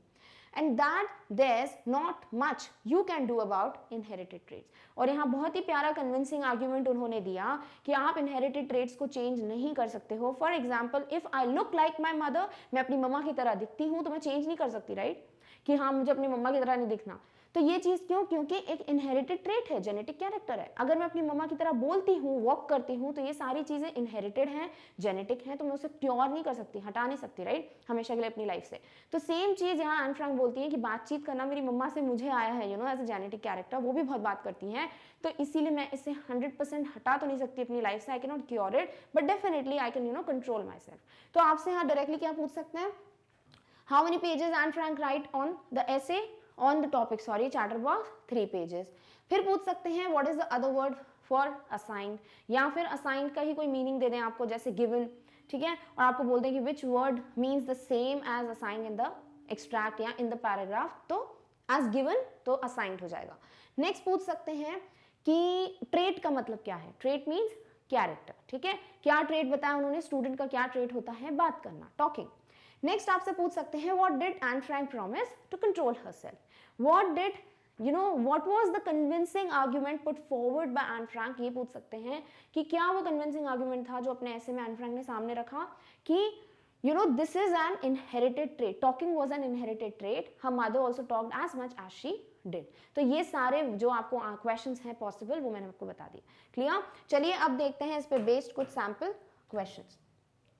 What is the main feature of an essay according to Anne? यानी एन फ्रैंक के अकॉर्डिंग वो एक क्या मेन फीचर होता है आपके ऐसे का, ठीक है? ऐसे आप हर टॉपिक पे लिखते हो, बट वो क्या चीज है जो आपके ऐसे को बेस्ट बनाती है? तो एन फ्रैंक के अकॉर्डिंग वो क्या था भाई? चलो ऑप्शन देखते हैं। इम्प्रॉबेबल, इम्प्रॉबेबल यानी कि जिसकी प्रैक्टिकल नहीं है, जिसकी प्रोबेबिलिटी ही नहीं है ऐसे की, ऐसा कुछ लिखते हो जिसका कोई रियल लाइफ में महत्व नहीं है या फिर पॉसिबिलिटी नहीं है, तो डेफिनेटली वो तो क्या हो जाएगा? रॉन्ग। ये तो ऑब्वियस है, इम्प्रॉबेबल होगा तो कोई क्यों आपका ऐसे से कन्विंस होगा। अनकन्विंसिंग यानी कन्विंस ना होना। तो अब हमें समझ आ रहा है, अच्छा कन्विंसिंग आर्ग्यूमेंट जो है that is what Anne Frank meant, कि भाई ट्रिक क्या थी, मुझे कन्विंसिंग आर्ग्यूमेंट के साथ आना है अपने ऐसे में। तो अनकन्विंसिंग क्या है? तो ऑपोजिट हो गया। Convincing, definitely this was the trick या this was the main point of any essay according to Anne Frank, कि आपके ऐसे में कन्विंसिंग बातें होनी चाहिए। नेक्स्ट नैरो, नैरो तो यहाँ पर ऐसी नॉर्मल स्पेस की बात हो रही है, यानी बहुत छोटी स्पेस, तो स्पेस से रिलेटेड तो कुछ नहीं पूछा, तो ये ऑप्शन बिल्कुल अलग जा रहा है, तो this will be eliminated. But आपको यहाँ ध्यान रखना है, मेन फीचर पूछ लें या फिर एन फ्रैंक के अकॉर्डिंग ऐसे लिखने के लिए जो मेन ट्रिक थी उनकी वो क्या थी, या what was that Anne Frank wanted in her essay, सारों का आंसर क्या हो जाएगा? Convincing argument. Clear? All right. Next is what did Anne argue in the essay, Anne ने ऐसा क्या लिखा अपने ऐसे में, या फिर उनका कन्विंसिंग आर्ग्यूमेंट था क्या कि भाई बातचीत करना एक स्टूडेंट ट्रेट है। Next, she can control herself. Next, she talked as much as her mother did, and this character was an inherited character in her life. तो ये सारी ही चीजें जो हो जाएंगी वो करेक्ट ऑप्शन हो जाएंगी। चलो ऑप्शन देखते हैं। Talking is students trait, definitely this was one thing जो अपने as a convincing argument Anne Frank ने प्रोवाइड किए थे अपने ऐसे में।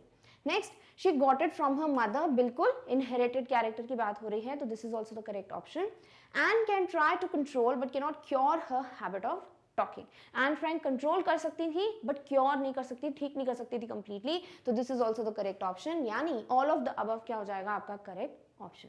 Clear? All right. Next is What does the idiom caught my eye means? Caught my eye का मतलब किसी चीज ने आपका अटेंशन ग्रैब कर लिया हो, उसे आप बोलते हो caught my eye. So infection in the eye, definitely not. Next, did not agree with something. आप किसी चीज से अग्री नहीं करते हो, that means caught my eye. बिल्कुल नहीं, definitely wrong. Something got my attention. Caught my eye बोला है ना, तो यहाँ पर ये जो भी पर्सन my है उससे रिलेटेड आपको ऑप्शन दिया है कि got my attention, किसी चीज में मेरा ध्यान केंद्रित हो गया, तो definitely this is what the correct option. तो ये हो जाएगा आपका correct answer. None of the above obviously हो जाएगा eliminate because we have the correct option. Clear? All right, चलिए देखते हैं next question. What do you understand by inherited traits? भाई inherited traits का मतलब क्या होता है? जो आप अपने हेरिडिटरी कैरेक्टर की बात करते हो, जो एक जनरेशन से दूसरी जनरेशन में पास ऑन होते हैं characters, that is inherited trait. चलिए ऑप्शन देखते हैं। That is genetically determined, definitely भाई जेनेटिकली ही पता चलता है भाई कौन से ट्रेट्स आपके पेरेंट्स से या फिर आपकी एल्डर जनरेशन से आप में पास ऑन हुए हैं, तो definitely this is one of the meanings. Characteristics pass from parents to children, ये तो डायरेक्ट मीनिंग है, आपको भी पता है भाई, मम्मा की बात की है एन फ्रैंक ने यहाँ पर, तो this is what the correct option. Quality which one inherits from parents, ऐसी कोई बात या क्वालिटी जो अपने पेरेंट्स से बच्चे लेते हैं, definitely this is also what the correct option, यानी all of the above is what the correct option. तो आपको यहाँ पर इनहेरिटेड ट्रेट्स की बहुत सारी डेफिनेशंस मिल चुकी हैं, so you are all ready with any type of option जो भी इस क्वेश्चन पे बेस्ड हो। Clear? All right. Next extract है, however during the third lesson he had finally had enough।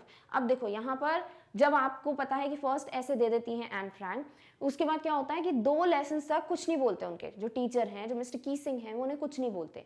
तो एन फ्रैंक को क्या लगता है कि डेफिनेटली वो कन्विंस हो गए हैं कि सही बात बोली एन फ्रैंक ने अपने ऐसे में, तो let it be, let her talk. But N Frank जो है इसी चीज को सोचते सोचते क्या कर रही थी, अपनी आदत से मजबूर, भाई बातचीत करना उन्हें कोशिश रखी, भाई जारी रखी, चुप नहीं हुई वो। क्या हुआ, 2 लेसन तक तो मिस्टर कीसिंग ने सोचा चलो ठीक है, she would control herself, she would stop talking, but third lesson तक ही हैड ऑलरेडी हैड इनफ। इसका मतलब कि ऑलरेडी पानी सर के ऊपर से जा चुका था, वो अब अपने आप को कंट्रोल नहीं कर पा रहे थे कि कितनी बातचीत करी एन फ्रैंक। तो यहाँ पर क्या लिखना है कि थर्ड लेसन यानी 2 लेसन ऑलरेडी हो चुके थे after she submitted the essay to mister Keesing. उसके बाद जो मिस्टर कीसिंग जो है इस चीज को ज्यादा कंट्रोल नहीं कर पा रहे थे कि बहुत ज्यादा बात करी थी Anne Frank. Anne Frank, as punishment for talking in class, write an essay entitled "Quack Quack Quack," said Mistress Chatterbox। फिर क्या हुआ भाई, यहाँ पर उन्होंने जब देखो ऑलरेडी मिस्टर कीसिंग इनको 2 बार ऐसे दे चुके हैं, ठीक है, चैटरबॉक्स फिर इनकॉरेजिबल चैटरबॉक्स, दोनों ही टाइम के बाद भी एन फ्रैंक को कोई फर्क नहीं पड़ा, बिकॉज अकॉर्डिंग टू हर भाई talking was a student trait and she can not cure completely. तो वो तो भैया बातचीत करती थी क्योंकि उनकी आदत है। अब इस चीज से mister Keesing was very much disturbed, वो बहुत ज्यादा इरिटेट हो चुके थे, और कहीं ना कहीं फिर उन्होंने क्या किया, एन फ्रैंक को एक ऐसा ऐसे का टॉपिक दिया जो कि बहुत ज्यादा सोच सकते हो इंसल्टिंग था फॉर एन फ्रैंक। तो एन फ्रैंक को उन्होंने बोला कि क्योंकि आप जो बात कर रहे हो क्लास में, इसीलिए आपको पनिशमेंट के रूप में क्या दिया जाता है, ऐसे लिखिए एंटाइटल। एंटाइटल मतलब यानी टाइटल, जिसका टाइटल है चीज, या फिर एंटाइटल टू समबडी भी बोलते हैं, मतलब किसी के लिए, ठीक है। क्या था, quack quack quack said mistress chatterbox. The class road मतलब लाइन की तरह दहाड़ नहीं रहे थे, रोड मतलब यहाँ पे पूरी क्लास जो है बहुत जोर जोर से हंसने लगी। I had to laugh too, though I had nearly exhausted my ingenuity on the topic of chatterboxes। अब जैसे ही टॉपिक मिलता है पूरी क्लास हंसने लगती है, ऑब्वियसली भाई टॉपिक ही ऐसा है कि जब पढ़ो तो हंसी आएगी, तो पूरी क्लास हंस रही थी। अब इस चीज पे एन फ्रैंक जो है उनको भी लगा चलो मैं भी हंस देती हूँ, तो उनको भी इस टॉपिक पे हंसी आ गई। बट वो बोल रही हैं कि कहीं ना कहीं आई हैव लॉस्ट माय इंजेन्युइटी, यानी कि थॉट, वो जो सोचने की क्षमता होती है किसी चीज पे, वो कहाँ तक सोच सकती थी चैटरबॉक्स पे, वो ऑलरेडी वो काम कर चुकी है। तो अब कहीं ना कहीं उनके वो थॉट्स उससे रिलेटेड, टॉपिक से रिलेटेड खत्म हो चुके थे, बिल्कुल कंप्लीटली वैनिश हो चुके थे कि भाई अब मैं और क्या सोचूं इस टॉपिक पे। बट डेफिनेटली वो फिर भी जो है इस पे हंस रही थी। It was time to come up with something else, something original. और अब एन फ्रैंक ने डिसाइड किया भाई एक बार हो गया, 2 बार हो गया, अब थर्ड टाइम तो मुझे ऐसा कुछ लिखना पड़ेगा जो बहुत ओरिजिनल साउंड करे, यानी कुछ ऐसा जिससे मिस्टर कीसिंग कनेक्ट कर पाए और उनको समझ आए कि नहीं यार, she is right at her place, ठीक है। My friend Sane, who's good at poetry, offered to help me write the essay from beginning to end in verse, and I jumped for joy। क्या लिखा है यहाँ पर, देखो जब मैंने बोला था ना कि वो क्वेश्चन आएगा आपको फ्रेंड के बारे में, तो आपको क्लियर रहना है कि एन फ्रैंक की लॉन्ग अवेटेड फ्रेंड कौन थी, किटी, जो उनकी डायरी है, और एक और फ्रेंड जिसको मेंशन किया उन्होंने अपनी डायरी में, वो कौन है, सेन, ठीक है। सेन कौन है, सेन उनके फ्रेंड हैं एन फ्रैंक के, जो कि उनको एक सजेशन देते हैं कि क्यों ना तुम अपना ऐसे जो है एक पोएटिक फॉर्म में लिखो, एक वर्स फॉर्म में, एक रिदमिक पॉइंट ऑफ व्यू से लिखो, यानी कि राइमिंग स्कीम हो, ताकि बहुत ज्यादा ओरिजिनल और बहुत ज्यादा क्रिएटिव लगे, ठीक है। और ये चीज सुनकर एन फ्रैंक बहुत खुश हो गई थी, she jumped with Joy. Mr. Keesing was trying to play a joke on me with this ridiculous subject, but I would make sure the joke was on him. और इस पे एन फ्रैंक ने लिखा है कि भाई जो मिस्टर कीसिंग है वो कहीं ना कहीं मेरा मजाक उड़ा रहे थे इस स्टूपिड से सब्जेक्ट से, रिडिकुलस यानी बहुत फालतू, वर्थलेस, ऐसी स्टूपिड से ऐसे से मेरा मजाक उड़ा रहे थे क्लास में, बट मैं अब ऐसा ऐसे लिखूंगी जिससे मिस्टर कीसिंग का ही खुद मजाक बन जाए, ये उनके दिमाग में चल रहा था। और इस पे अब उन्होंने डिसाइड कर लिया, taking the suggestion from his friend, कि हाँ भाई मैं अब एक रिदमिक वे में एक वर्स फॉर्म में अपना ऐसे लिखूंगी। Clear? All right. So first question is, why did Mr. Keesing, Anne's teacher, ask her to write another ऐसे। भाई एक बार जब ऐसे दे दिया ठीक है चैटर बॉक्स, दूसरी बार फिर ऐसे दे दिया इनकॉरेजिबल, तीसरी बार ऐसे क्यों दिया? क्योंकि एन फ्रैंक अपनी बातचीत करना बंद ही नहीं कर रही थी, she was continuously talking in the class, जो कि कहीं ना कहीं ऑब्वियसली डिस्टर्बिंग होगा for the teacher and also the other students. तो इसीलिए मिस्टर की सिंह ने सोचा कि भैया मुझे फिर से इसको पनिशमेंट देनी पड़ेगी। Because she had stopped talking in class, she had not stopped होना चाहिए था, this is what correct, incorrect option. Because she had not prepared for the class, क्योंकि वो अपनी क्लास के लिए प्रिपेयर करके नहीं आई थी, मतलब कोई टेस्ट वगैरह या फिर पहले से एक प्रिपरेशन होती है ना कि क्या चल रहा है क्लास में, उसके बारे में कोई बातचीत नहीं हुई है इस पैराग्राफ में, तो this is what the wrong option.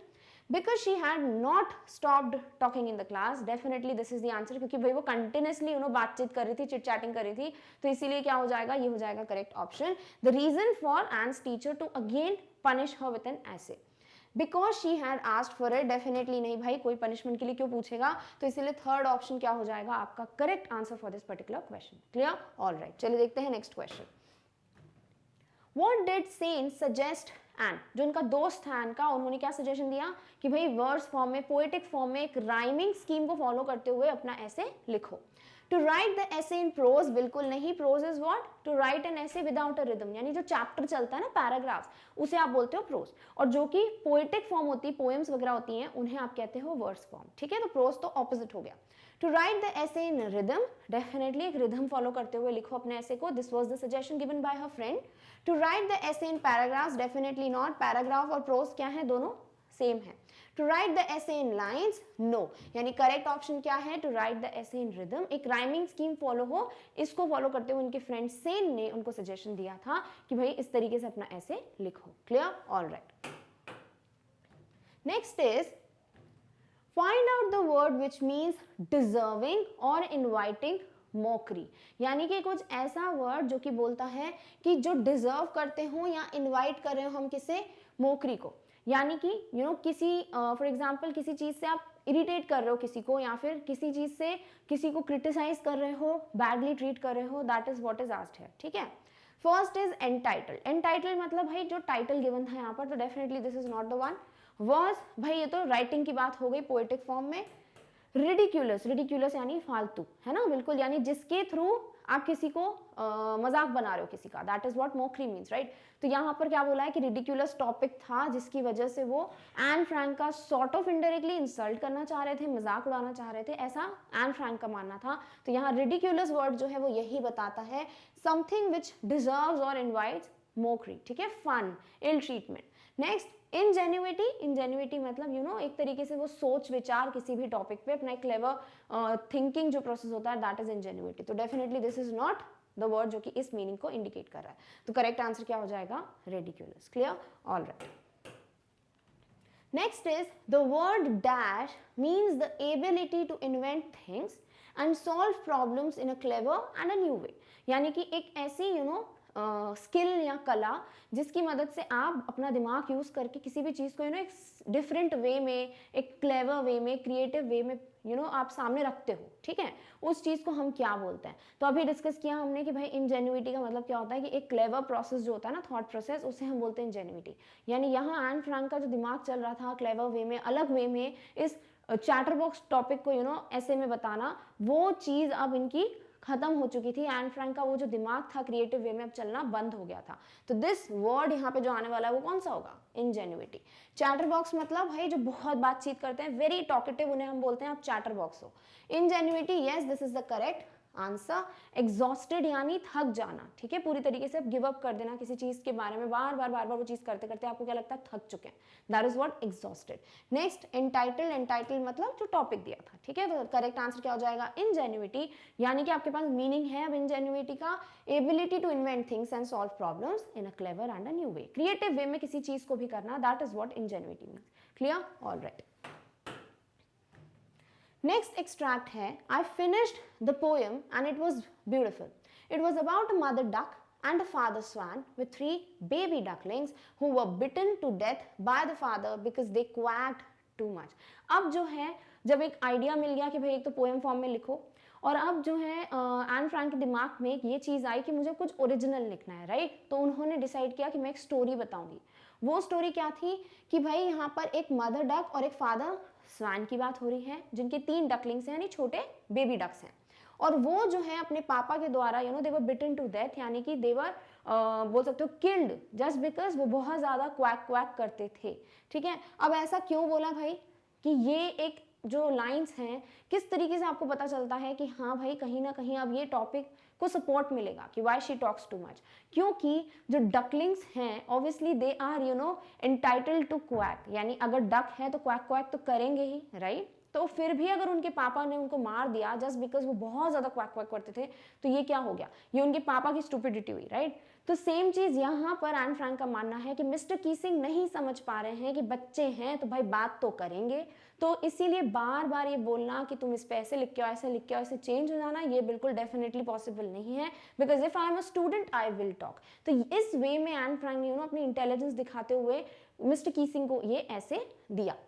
Luckily mister Keesing took the joke the right way, और सबसे अच्छी बात क्या थी कि भाई यहाँ पर मिस्टर कीसिंग चाहते तो इस चीज को अलग वे में लेकर और एन फ्रैंक पे बहुत ज्यादा गुस्सा कर सकते थे, बट लकीली यानी फॉर्चुनेटली क्या हुआ कि एन फ्रैंक का ये जो ऐसे था उसको मिस्टर कीसिंग ने बहुत पॉजिटिव वे में एक्सेप्ट किया और वो समझ गए कि हाँ भाई व्हाट शी मेंट टू से। He read the poem to the class, adding his own comments and to several other classes as well. और फिर इसके बाद उन्होंने इस पोएम को सबके सामने पढ़ा, अपने कमेंट्स दिए और फिर जिस भी क्लास में वो जाते थे वहां पर ये पोएम को पढ़ते थे। Since then I have been allowed to talk and have not been assigned any extra homework. और इस दिन से मिस्टर कीसिंग जो है उन्हें कुछ नहीं बोलते भाई तुम्हें बात करनी करो because that is your trait, और उनको कोई भी एक्स्ट्रा होमवर्क नहीं मिलता, जैसे सबको मिलता है होमवर्क उतना ही होमवर्क अब एन फ्रैंक को भी मिलता है। On the contrary, Mr. Keesing's always making jokes these days. और इसके ऑपोजिट जो है यानी कि जो सिचुएशन पहले थी उससे बिल्कुल कॉन्ट्रास्टिंग सिचुएशन, ऑपोजिट सिचुएशन क्या है कि मिस्टर कीसिंग भी अब क्या करते हैं, जोक्स करते हैं। ठीक है, हमें पता है कि भाई मिस्टर कीसिंग के लिए वन ऑफ द लाइंस में गिवन था कि ही वॉज अ ओल्ड फॉगे, यानी कि एक पुराने सोच वाले टीचर थे वो। अब उससे कॉन्ट्ररी क्या हो जाता है यहाँ पर कि अब मिस्टर कीसिंग इस ऐसे के बाद क्लास में जोक्स करने लगे थे। He also use to create that environment, that माहौल of jokes. Clear? अब यहाँ पर आपको देखो क्या क्वेश्चंस पूछ सकते हैं कि what was mentioned in the essay by Anne Frank? तो बोल सकते हो a story about mother duck, father swan and 3 baby ducklings. Next पूछ सकते हैं why were the baby ducklings bitten to death? Because they quacked too much.